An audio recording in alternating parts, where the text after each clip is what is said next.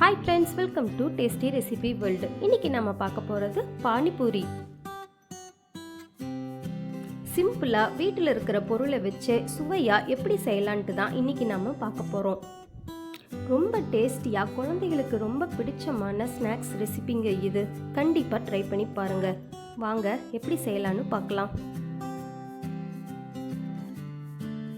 Mixie ஜாரில் அரை cup கொத்தமல்லி இலை, அரை கப் புதினா இலை, பச்சை மிளகாய் 2, இஞ்சி சிறிதளவு, எலுமிச்சை சாறு 2 டீஸ்பூன், மிளகுத்தூள் அரை டீஸ்பூன், சாட் மசாலா 1 டீஸ்பூன், உப்பு தேவையான அளவு, சிறிதளவு தண்ணி சேர்த்து மையா அரைச்சு எடுத்துக்கோங்க.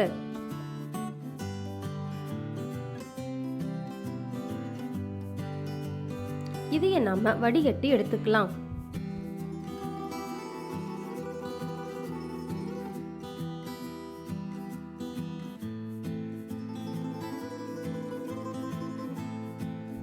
இது கூட தேவையான அளவு தண்ணி சேர்த்துக்கோங்க.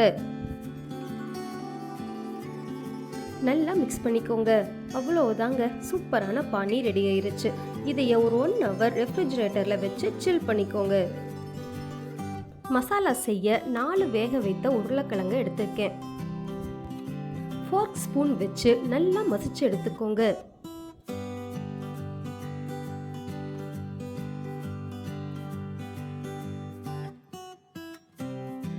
இது கூட மிளகாய்த்தூள் அரை டீஸ்பூன், சாட் மசாலா அரை டீஸ்பூன், தேவையான அளவு உப்பு, நறுக்கிய பெரிய வெங்காயம் அரை கப், சிறிதளவு கொத்தமல்லி இலை சேர்த்து நல்லா மிக்ஸ் பண்ணிக்கோங்க.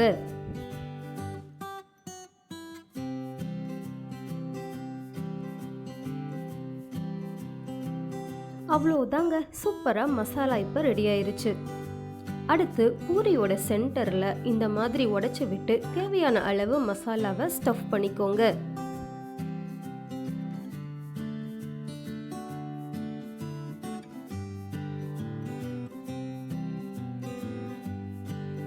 எல்லா பூரியும் இந்த மாதிரி ஸ்டஃப் பண்ணி எடுத்துக்கோங்க.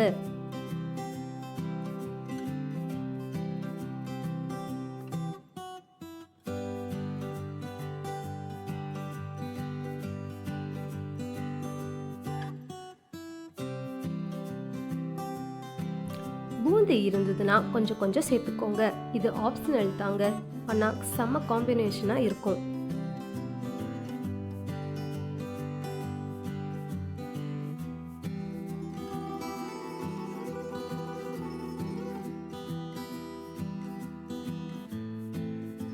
அவ்வளோதாங்க, பூரியும் ரெடி ஆயிருச்சு. அடுத்தது சாப்பிட வேண்டியதுதான்.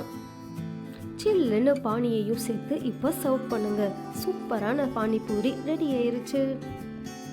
இந்த வீடியோ உங்களுக்கு பிடிச்சிருந்தா லைக் பண்ணுங்க, ஷேர் பண்ணுங்க, கண்டிப்பா மறக்காம சப்ஸ்கிரைப் பண்ணுங்க. தேங்க்யூ ஃபார் வாட்சிங்.